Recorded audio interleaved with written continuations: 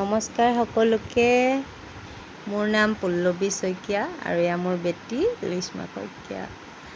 আজি আপোনালোকৰ মাজলৈ প্ৰথমেতো মই ব্লগ আগবঢ়াইছোঁ।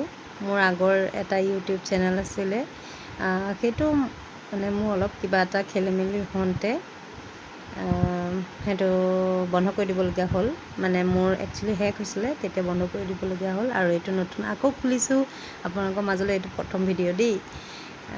আজি মই প্ৰথম মোৰ ছোৱালীক স্কুলত কাৰণে বাছত থ'বলৈ যাবলৈ ওলাইছোঁ। আজি মোৰ ঘৰত আছোঁ, সেয়ে তাইৰো বহুত আশা আছিলে।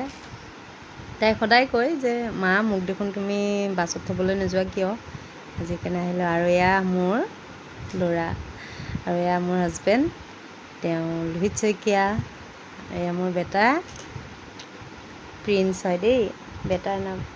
মই আপোনালোকক সকলোকে আজি চিনাকি কৰাই দিছোঁ মোৰ এই সৰু ব্লগটিৰ জৰিয়তে।